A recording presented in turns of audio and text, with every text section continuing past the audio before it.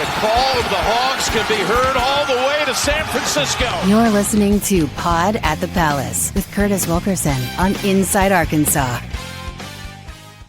Good morning, everybody. Happy Wednesday. Happy hump day to those who celebrate. Welcome back to the Pod at the Palace. I'm your host, Curtis Wilkerson with Inside Arkansas. Today's episode of the show is presented to you by Roback Apparel. Go to roback.com and use promo code HOGSBY20 to get 20% off your first order today. Folks, this is a monumental day. A celebration is in order. Honestly, we did it. We officially did it. We bullied and strong-armed John Calipari and the Razorbacks into letting us into their world.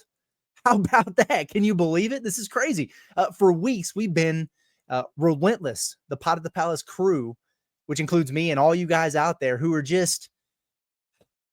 we're just thirsty for some content, right? We just want to see these guys just in Razorback uniforms. We've been all over it. Just trying to get this men's basketball team to drop some practice clips. Nothing crazy.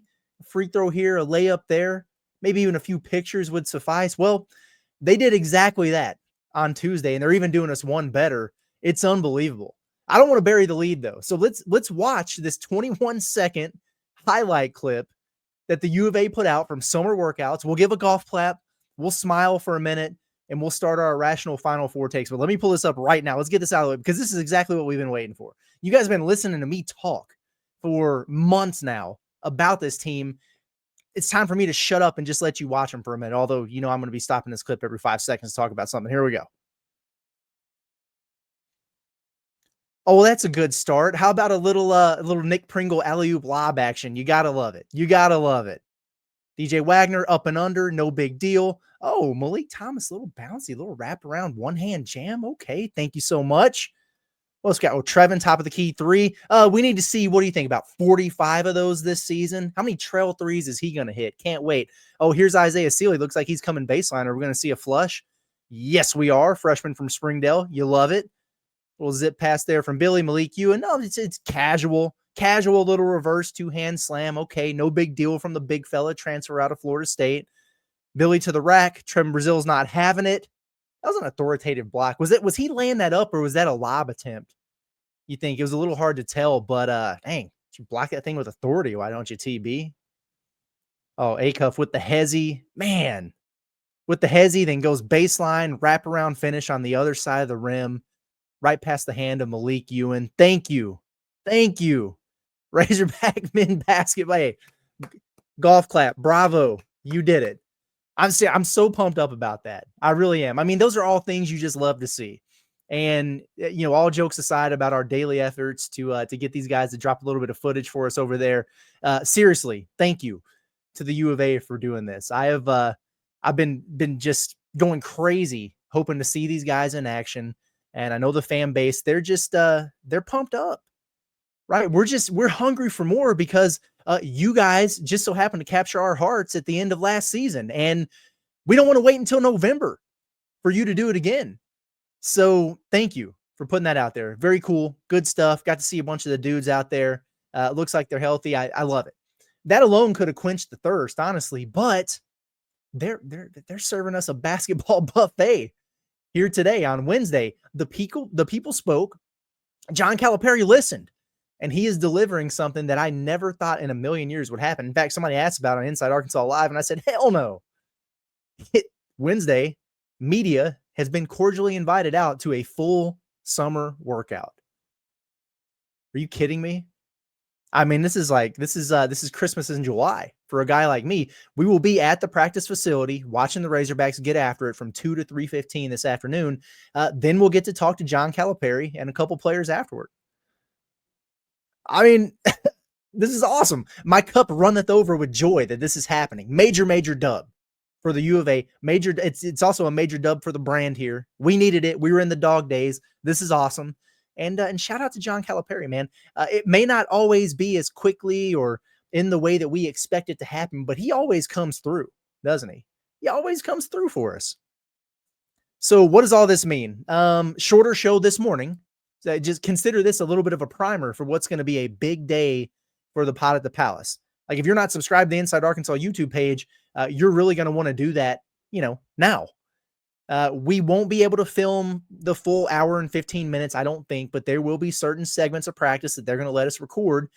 So we're going to do that, and we'll have those clips up on the YouTube page this afternoon, hopefully around 3:30ish. That's what we're looking at there.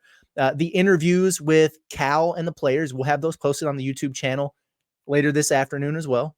So you'll have practice footage. You'll have interviews from the coach, interviews from the players. I don't know who we're getting yet. Probably get a couple of them. Hopefully it's a returner and a newcomer. We'll see.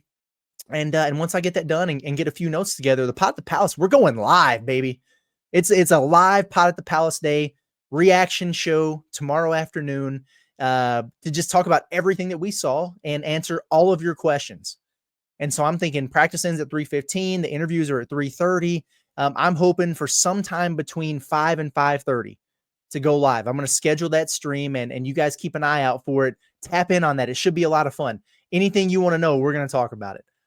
I'll give you guys everything that I saw, every note that I took, and every question that you have about this team. I'm going to answer it based on what I see out there. So really, really pumped up and excited for this. I'll also have a written practice report up at SI on Hogs, Sports Illustrated on Hogs. You can check that out later that night. I'll throw a link out on Twitter and everything for people who prefer to read. But it's going to be awesome. And Thursday morning, my plan is for the Pot at the Palace to serve as kind of a highlight clip reaction show, which will be fun. Have a little fun with it. Use it as a springboard for some more discussion. We'll have a lot of breakdowns in the days to come. I'm sure we will have several notable quotes from Cal that are going to be worth chatting about and talking about as well. So definitely be on the lookout for all of those things. Now, as for today's episode, we're brought to you by our friends over at Looper Auction and Realty. Why wait months or even years to sell your home the traditional way? At Looper Auction and Realty, they offer a faster, smarter option. Sell your home at auction.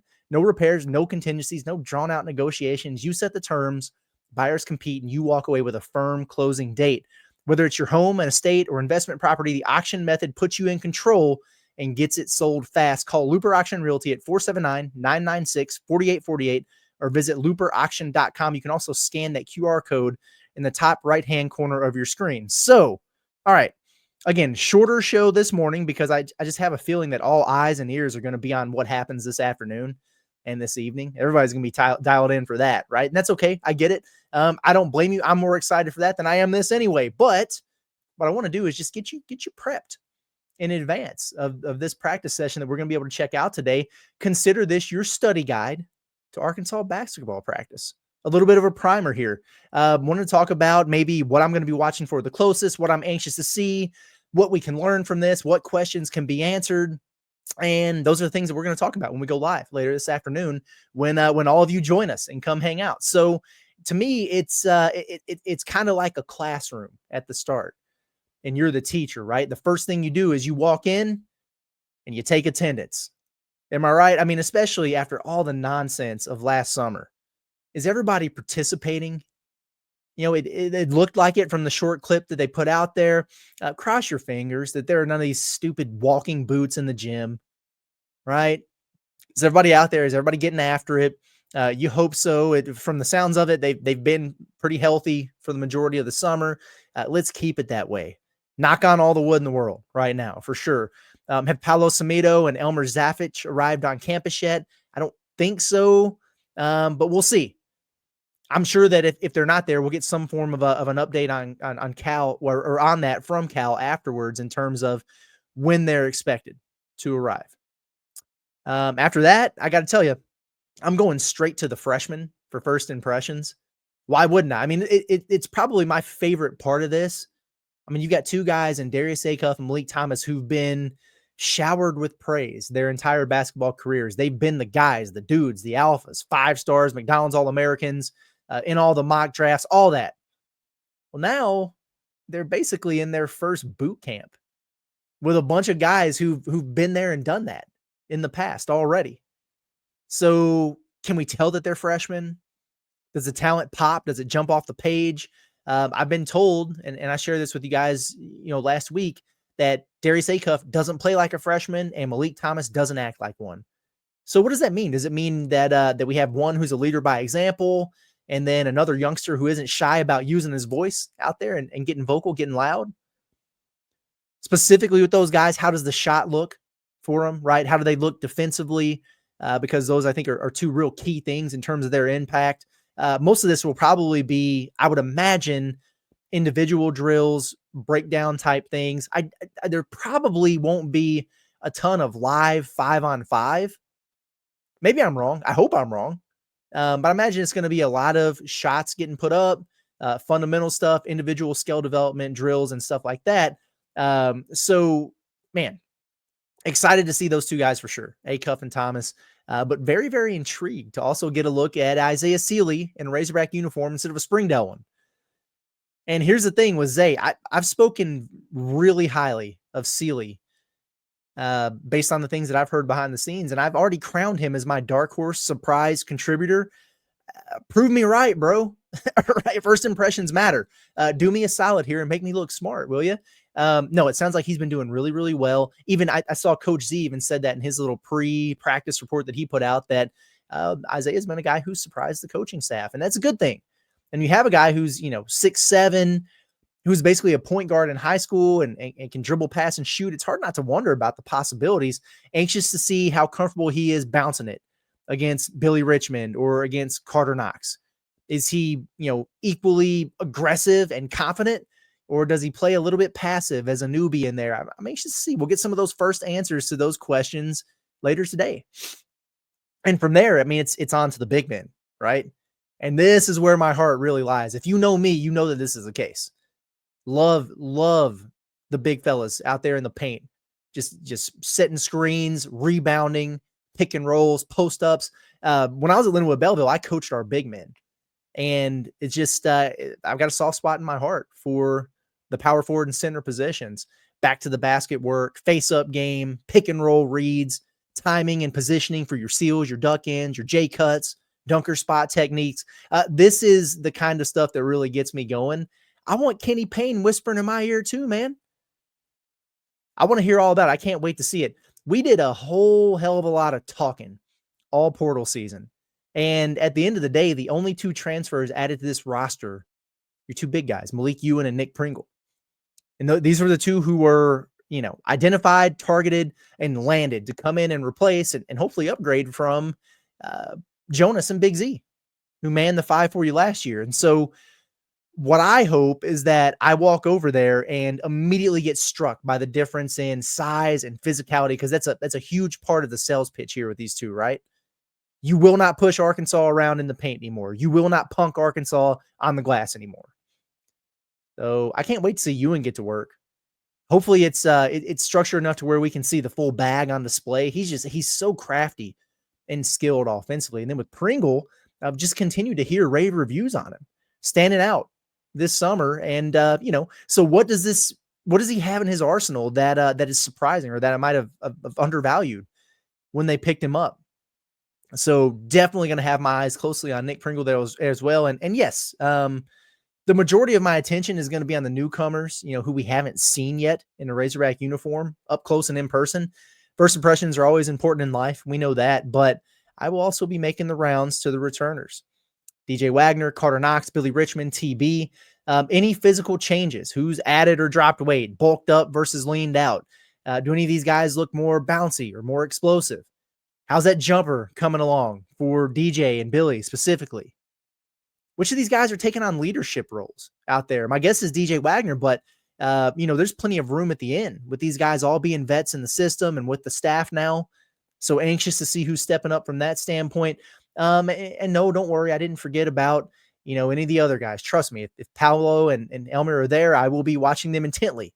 But we have to understand too, they would have just arrived. So it might look a little bit lost out there, and that's okay. Where does Kareem Rattel really fit in here? Is he working with the forwards? Is he working with the wings? Both? What's that look like? I imagine Jaden Carlette was still out there splashing threes, and I will be sure to get my eyes on the vibes coordinator of the team, Amir Brown. So, big picture-wise, as we wrap up here, it's really two things for me. How are they shooting it? I don't want to film a brick fest. Okay, if they're doing those shooting drills where they have the specific goals or the numbers or the marks that they're supposed to hit, are they getting there on the first try? Or is Cal making them do it 2 or 3 or 4 times? That was always a telling marker under Muss. They would do that Warriors drill where they had to hit so many shots in however many minutes, whatever that number was. And there was one year where they did it on the first time, and they were a pretty darn respectable shooting team. And there were a couple years where we went in there and they had to do it 3 or 4 times. It was 2/3 of the practice that they let us sit in was them doing this drill because they couldn't knock down enough shots to get to their marker and move on. We don't want to see that. All right. What is that consistency looking like from these 3 freshmen who I think are going to need to contribute a lot here if this team is going to make tangible improvements from 3? So, and then after that, honestly, it's just about the juice factor for me. Like what's the energy and the competitiveness like in there? Some of it's dependent on how practice is structured. You only get a limited amount of time each week to go live. So it's a lot of skill development, guards on one end, bigs on the other, stuff like that. Install, whatever. But even if the team is split up in different baskets, you can feel when there's some pop in the gym. So I hope to see the fellas out there loud, engaged. Always love it when the coaching staff is yelling and getting the guys going. It should be a blast, really. So we're going to cover it all. We're going to get all the details for you. And I'm really looking forward to going live and sharing that with you later this afternoon. Make sure you tap in for that. Going live sometime 5:30. Be on the lookout for that. Subscribe to the YouTube channel and hit that notification bell so you know when we go live. Very quickly, one more thing before we get out of here. And you guys know I'm going to be eagle-eyeing this today. I was out at Baumwalker Stadium, so you know I'm going to be doing it in the gym. But we have a couple roster and height and weight updates that I wanted to share real quick. So first, Aiden Kelly, who was on the roster last season, but he's just not been included in anything all spring. He's back listed on the roster after, he surfaced in a lot of those summer camp photos that we saw. And, it feels like that might not be a coincidence after the German kid, he committed to Texas yesterday. So Aiden very well may be the 15th man. It's unclear if he's a true walk-on or a scholarship guy. We'll ask Cal for some clarification on that and see what it looks like. Are you done? Are you going to fill last? Whatever. So we'll see about that. Malik Thomas is now, as a matter of fact, let me pull this up right quick and we can just talk about it while you guys look at it. There you go. Malik Thomas is now listed at 6'5", 185 pounds. So an inch taller and 5 pounds heavier than when he got to campus and they put this roster out. Major development, if this is close to accurate, because it suddenly makes him more versatile, in my opinion. Now, we could be looking at a tall 2-guard and a guy who could play some 3 as well. And I love the idea of your sniper being 6'5" and long. So if he looks the part of what he's listed here, that excites me a lot because I think it just really, really adds to your versatility a ton. Malik Ewan, down from 6'11" to 6'10", up to 240 pounds. That is a hoss. That's a big boy. I see they gave my boy Nick Pringle 5 pounds. Congratulations. Now identical to TB, 6'10", 230. Billy Richmond, how about that? He's now listed at 6'6", 205 pounds. That is a powerful wing build right there. I like that. I like the way that sounds a lot. Also, I remember saying Kareem Rattel when I saw him at Baum that he looked closer to Isaiah Sealy than Trevin Brazil to me. And I think originally he was listed at 6'9", 215 or something, is what they had him over there with his pro team overseas. Didn't feel quite right to me. Well, Rattel listed 6'7", 205, Sealy 6'7", 195. So very similar in stature there. And that's why I said I'll be curious to see, is he working with the wings? Is he working with the forwards? Is he mixing up with both? Time will tell. Darius Acuff, I mean, he's still listed at 6'2", 180 pounds there, but man, he looks jacked in those photos, doesn't he? That Hogs Plus put out there. In fact, we got one of them on the graphic over on the opposite side of your screen when Trevin gets off of there. There he is. That's he don't look like a freshman. We could say that. Somebody on Twitter said he has buff stepdaddy arms, and that sent me. I thought that was funny. But anyway, wanted to share that with you guys real quick. And, we'll be eyeballing it and seeing what it looks like. But anyway, I'm going to get out of here. Very, very excited for what we have in store today. So make sure you're tapping in, rocking with us with everything. And, usually I say, hey, we'll see you bright and early, 6 o'clock tomorrow. No, I'll see you a little bit later this afternoon as we talk about an hour and 15 minutes worth of Arkansas basketball practice that we finally get to check out. I'm really, really looking forward to telling you about all the newcomers and the strides that the returners have made. But I'm going to get out of here for now, and I'll catch you guys later. This has been Curtis Wilkerson with the Pod at the Palace inside Arkansas. Catch you soon.